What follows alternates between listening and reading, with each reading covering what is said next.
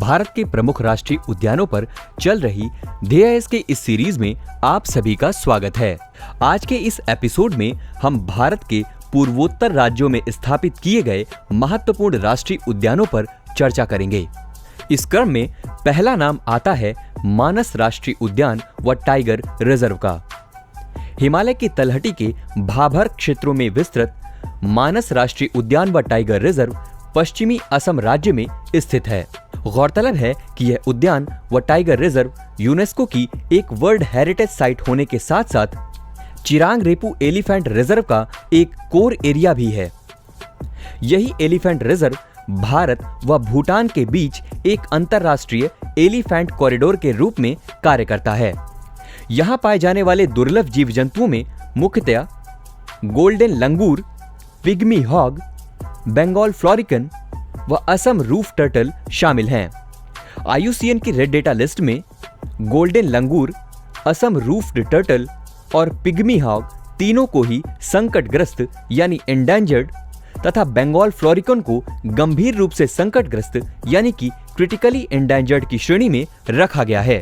राष्ट्रीय उद्यानों की इस कड़ी में अगला नाम आता है राजीव गांधी ओरांग राष्ट्रीय उद्यान व टाइगर रिजर्व का। ब्रह्मपुत्र नदी के उत्तरी तट पर स्थित ओरांग राष्ट्रीय उद्यान व रिजर्व असम राज्य के दर्रांग व सोनितपुर जिलों के क्षेत्रों में विस्तृत है।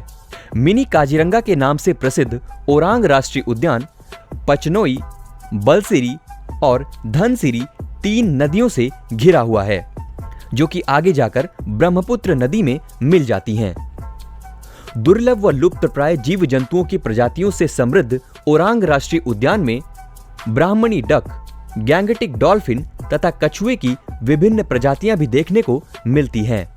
इसी कड़ी में बढ़ते हैं हमारे अगले राष्ट्रीय उद्यान की ओर, जिसका नाम है नामेरी राष्ट्रीय उद्यान व टाइगर रिजर्व।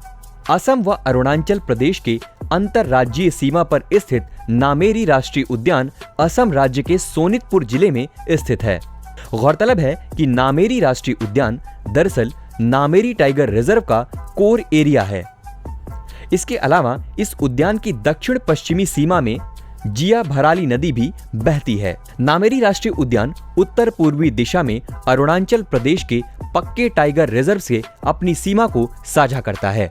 यहाँ के दुर्लभ वन्यजीवों में मुख्य रूप से व्हाइट विंग्ड वुड डक, जिसे देवहंस भी कहा जाता है, पाया जाता है तथा इसका IUCN स्टेटस संकटग्रस्त यानी एंडेंजर्ड का है। इसी क्रम में अगला नाम आता है काजीरंगा राष्ट्रीय उद्यान व टाइगर रिजर्व का। काजीरंगा राष्ट्रीय उद्यान व रिजर्व असम राज्य के गोलाघाट व नागांव जिलों के क्षेत्रों में फैला है। गौरतलब है कि इसे वर्ष 1985 में यूनेस्को की वर्ल्ड हेरिटेज साइट्स की सूची में शामिल किया गया था। इसके अलावा बर्ड लाइफ इंटरनेशनल द्वारा इसे एक इम्पॉर्टेंट बर्ड एरिया भी घोषित किया जा चुका है। ब्रह्मपुत्र और डिफलू जैसी भव्य नदियों से परिपूर्ण काजीरंगा में विभिन्न प्रकार के दुर्लभ जीव जंतुओं का वास है, जैसे कि एक सींग वाला गैंडा, हाथी, royal Bengal tiger, Asiatic wild buffalo तथा ईस्टर्न स्वैम्प डीर। गौरतलब है कि इन पांचों को ही बिग 5 के नाम से जाना जाता है। इसके अलावा काजीरंगा एक सींग वाले गैंडे की सबसे अधिक आबादी होने के कारण भी प्रसिद्ध है, जिसका IUCN स्टेटस असुरक्षित यानी वल्नरेबल का है। हाल ही में दुर्लभ गोल्डन टाइगर, जिसे टैबी टाइगर भी कहा जाता है, काजीरंगा में देखा गया था। आइए बढ़ते हैं इस एपिसोड के आखिरी राष्ट्रीय उद्यान की ओर, जिसका नाम है डिब्रू साइखोवा राष्ट्रीय उद्यान व बायोस्फीयर रिजर्व। डिब्रू साइखोवा राष्ट्रीय उद्यान, जो कि बायोस्फीयर रिजर्व भी है, असम राज्य के तिनसुकिया जिले में स्थित है। यह उद्यान ब्रह्मपुत्र नदी के दक्षिणी तट पर स्थित है। ब्रह्मपुत्र के अलावा यहाँ डिब्रू नदी भी बहती है। गौरतलब है कि बर्ड लाइफ इंटरनेशनल द्वारा इस उद्यान व रिजर्व क्षेत्र को एक इम्पॉर्टेंट बर्ड एरिया भी घोषित किया जा चुका है। यहाँ की प्रमुख विशेषताओं पर अगर ध्यान दें तो पूरे पूर्वोत्तर भारत में सबसे ज्यादा सैलिक स्वैम्प फॉरेस्ट यानी कि दलदलीय वन डिब्रू साइखोवा में ही पाए जाते हैं। इसके अलावा मगुरी मोटापुंग वेटलैंड भी इस बायोस्फीयर रिजर्व का एक प्रमुख हिस्सा है।